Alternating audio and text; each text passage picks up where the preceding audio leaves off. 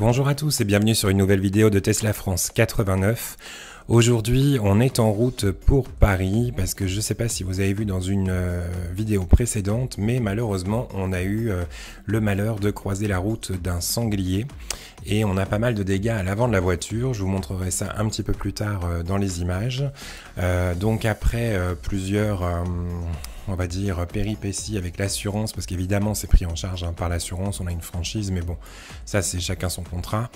En tout cas, on a eu l'assurance qui nous a d'abord orienté sur une carrosserie, on va dire classique, qui se trouvait à côté de chez nous. Et ensuite, une fois sur place, l'expert est passé et au moment de commander les pièces chez Tesla, par contre, le carrossier, il a eu un souci, c'est qu'il n'a pas pu. Tesla a exigé que la voiture, au vu des pièces qui étaient commandées, aille en fait dans un concessionnaire agréé. Donc nous on habite à peu près à 1h30 de Paris au sud. On est allé donc amener la voiture qui roule encore, je vous rassure, il n'y a pas de souci, directement au niveau d'une carrosserie parisienne dans le 15e pour qu'on s'occupe d'elle comme il se doit. Alors nous voilà donc en route direction Paris. On doit faire un arrêt au niveau du superchargeur parce qu'on allait arriver avec 5% à Paris. Et franchement, je sais pas ce que ça allait donner avec l'annonce du confinement qui allait pas tarder à arriver. On a vraiment eu peur d'avoir beaucoup de circulation sur place.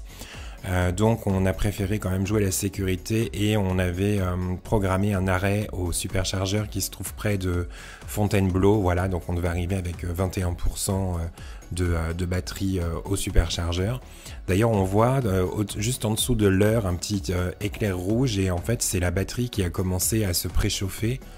Là je viens de passer au feu rouge en fait, bref, je viens de m'en rendre compte, mon dieu. Donc la batterie qui commence à se préchauffer pour la supercharge. Oui, donc visiblement vous verrez, mais par rapport aux images je suis passé au feu rouge. Pourtant c'est pas moi qui filme, je suis concentré, je suis sur la route, mais ouais, je sais pas ce qui s'est passé. Donc le superchargeur se trouve dans un Novotel, je crois. Alors malheureusement tout était fermé, c'était un peu dommage vraiment au niveau de la pause. On n'a pas pu du coup profiter ou faire quoi que ce soit de bien intéressant au niveau du superchargeur. Il y avait deux voitures quand on est arrivé qui étaient déjà en place. Voilà, c'est un peu paumé au milieu de nulle part. C'est vrai que les superchargeurs sont pas toujours à des endroits hyper accueillants. En tout cas, voilà, c'était propre, c'était ouvert, toutes les bornes fonctionnaient. Enfin, j'ai pas tout testé, mais ça avait l'air d'aller. Et vraiment, voilà, c'est top de pouvoir compter sur ce réseau-là, sachant en plus qu'on avait essayé d'utiliser une borne 50 kg du réseau SDEY qui se trouve sur la ville de Sens.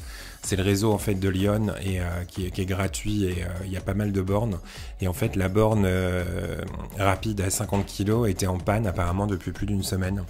Donc voilà, heureusement qu'on peut compter nous sur le réseau Tesla et je pense que de toute façon ce sera quand même une avance pour pas mal de temps encore par rapport aux autres véhicules électriques.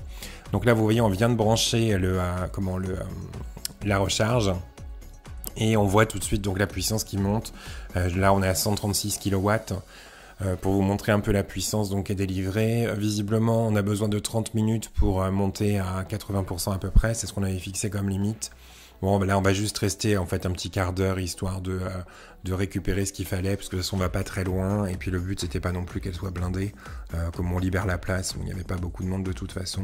Mais voilà le beau Novotel près de Fontainebleau si ça intéresse quelqu'un. Le parking est assez défoncé quand même, on l'a remarqué aussi. Mais bon, heureusement au niveau du superchargeur c'est nickel. Là il est 12h59, on va aller faire un tour pour aller boire un café et se casser le nez. Et on est de retour à 13h08, donc vous voyez 10 minutes après. Et on a déjà voilà 46% de batterie au lieu des 21 avec lesquels on était arrivé, même 47, donc on débranche je pense. Et ça nous fait arriver à la carrosserie dans le Paris 15e avec 31% de batterie. Donc là pas de souci. Au niveau de la carrosserie, donc nickel, on arrive, voilà, donc un peu l'état de la voiture, donc on l'a pas lavé, parce que de toute façon, il ne faut pas qu'on la lave, il va y avoir une deuxième expertise du coup, donc tant qu'il n'y a pas eu tout de contrôlé, on lave pas la voiture pour pas enlever les poils d'animaux par exemple, même si l'impact a déjà été confirmé, parce qu'il y avait plein de poils sur la voiture déjà au niveau de la première expertise. Mais vous voyez, on a un phare qui est cassé, on a l'anti-brouillard. Alors le phare, hein, je précise, on pouvait rouler avec, il fonctionnait encore. C'est juste le carreau qui est cassé, puis de toute façon on l'a roulé 2 jours aussi. Mais vous voyez, il y a le pare-choc, on n'avait pas vu, mais l'aile aussi a reculé et a tapé la portière avant. Donc il y a un éclat de peinture aussi sur la portière avant, donc ça on ne l'avait pas constaté non plus. Comme quoi, il faut faire vachement gaffe. Donc là, on voit aussi le bas de la portière, il y a un décalage. Le haut de l'aile a tapé donc, au niveau du rétro. Voilà, donc c'était assez, assez quand même intéressant de regarder tout ça avec un professionnel qui nous a montré ce que lui voyait. Là, on a sa petite sœur à côté, voilà, qui est à l'intérieur, qui brille, qui est toute nickel. J'espère qu'on la récupérera aussi dans cet état. En tout cas, super accueil, et puis on attend la suite, donc voilà, des aventures de notre petite voiture à la sortie. J'espère qu'elle sera nickel, mais bon, j'en doute pas, visiblement, c'est des super pros. Alors ensuite, on a essayé d'aller regarder sur l'application si on pouvait voir où était la voiture, etc. Mais en fait, non, on a un visuel complètement différent. Donc maintenant, vous voyez, on a la voiture qui est un petit peu grisée comme ça, un peu dans l'ombre. Et on a l'inscription qui nous indique que en fait, la voiture, elle est en entretien, qu'elle est en réparation. Voilà, véhicule en service.